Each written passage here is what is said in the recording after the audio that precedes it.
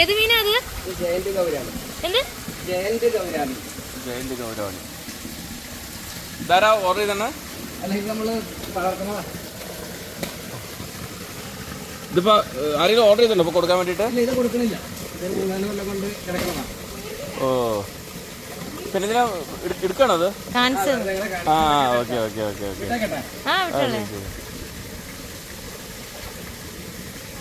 ഈ ഇതില് തിലോപ്പിയും പിന്നെ 2 വാളുണ്ട്, പിന്നെ ടാർപ്പ് പറഞ്ഞിട്ട് കളർ അലങ്കാരം വെച്ചിട്ടുണ്ട്. ഓ ഓ ഓ.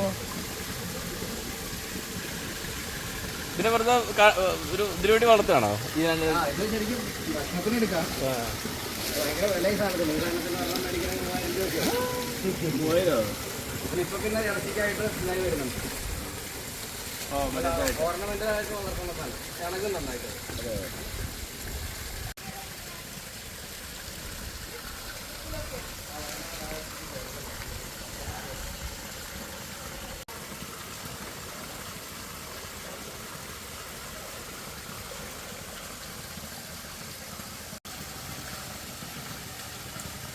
ഇത് വാട്ടർ റീയൂസ് നടത്തുകയാണല്ലേ?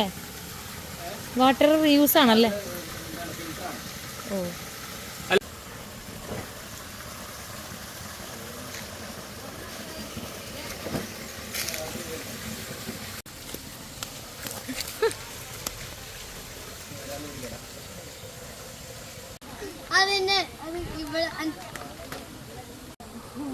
നീ എന്താ ചെയ്യണേ?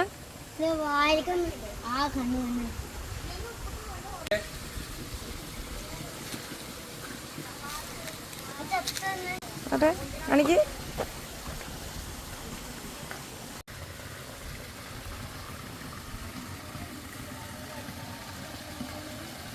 ഇത് അക്വാപോണിക്സ് കൃഷി രീതിയാണ്. അതായത് മീനിന്റെ വെള്ളം നമ്മൾ റീസർക്കുലേറ്റ് ചെയ്യുന്നത് ചെയ്യണം.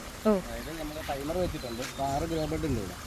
അപ്പോൾ 6 ഗ്രോ ബെഡ് നിറയാനായിട്ട് നമുക്കൊരു 10 മിനിറ്റ് ടൈമാണ്. ഒരു 10 മിനിറ്റ് സബ്മേഴ്സൽ പമ്പ് ഓണിലിരിക്കും.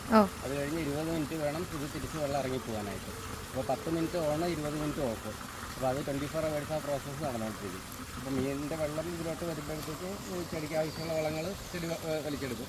തിരിച്ച് വെള്ളം ഇറങ്ങി പോകുമ്പോൾ എയർ ഓക്സിജൻ്റെ ഇതോടെ കിട്ടും. അപ്പോൾ അങ്ങനെയാണ് ആ ചെടി വളർന്നത്. വേറെ എക്സ്ട്രാ വളങ്ങളോ കാര്യങ്ങളൊന്നും വേണ്ട കാര്യമില്ല. ഇപ്പോൾ ഒരു ടൈം കഴിഞ്ഞിരിക്കുകയാണ്. അടുത്ത മീനും പിടിച്ച് തീരാറായി. ഇനി വേണം അടുത്ത 2ാമത് സെറ്റ് ചെയ്യുമ്പോഴാണ് ആദ്യം ഒന്നുകൂടെ സെറ്റ് ചെയ്യണം. ഓക്കെ. ഈ മീൻ കൃഷി ഏതൊക്കെ ടൈപ്പാണ്? മീൻ കൃഷി ഇപ്പോൾ ഇതിൽ തിലോപ്പിയാണ് ഇട്ടിരുന്നത്.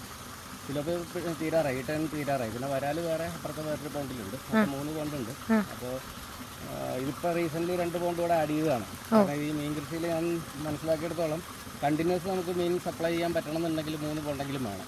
അപ്പോൾ മറ്റേതെന്ന് വെച്ചാൽ 6 മാസം നമ്മൾ വളർത്തും, ഒരു മാസത്തിനുള്ളിൽ പിടിച്ച് തീർക്കും, എന്നിട്ട് അടുത്ത ബാച്ച്. പക്ഷേ അപ്പോൾ ഒരു ഗ്യാപ്പ് വരുമല്ലോ. അപ്പോൾ ആ ഗ്യാപ്പ് ഒഴിവാക്കാനായിട്ടാണ് ഇപ്പോൾ 2 പോണ്ട് കൂടെ ഞാൻ ആഡ് ചെയ്തത്. അപ്പോൾ 1 വർഷം കൂടെ എടുക്കും ഇതൊന്ന് അസിസ്റ്റായിട്ട് വരാനായിട്ട്.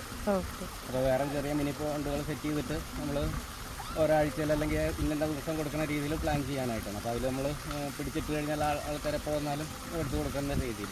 അപ്പോൾ അത് കണ്ടിന്യൂസ് കൊടുക്കാൻ പറ്റണം, എന്നാലാണ് നമുക്കത് വിജയിപ്പിക്കാൻ പറ്റും. ഇവിടെ നമ്മൾ ഫിഷ് ക്ലീൻ ചെയ്തിട്ടാണ് കൊടുക്കുന്നത്. എല്ലാ ഞായറാഴ്ചയും ഡ്രസ് ചെയ്തിട്ടാണ് മീൻ കൊടുക്കുന്നത്. പിന്നെ നമ്മളിതിൽ പെല്ലറ്റ് ഫീഡ് മാത്രമാണ് കൊടുക്കുന്നത്. നമ്മൾ കോഴി വേസ്റ്റോ കാര്യങ്ങളൊന്നും കൊടുക്കുന്നില്ല. അപ്പോൾ കാരണം തന്നെ ടേസ്റ്റിൽ നല്ല മാറ്റം ഉണ്ടാകും. മറ്റേ അക്വാപോണിക്സ് കൃഷി രീതി, ആ ഫിൽട്രേഷൻ നടക്കുന്ന കാരണം വേറെ ചേറുചവയോ കാര്യങ്ങളൊന്നും ഉണ്ടാവില്ല. ചില സ്ഥലത്ത് നമ്മൾ ഈ പുഴമീൻ മേടിക്കുമ്പോഴത്തേക്ക് ഒരുപാട് ചേറുചവയൊക്കെ പറയുന്നത് കണ്ടിട്ടുണ്ട്.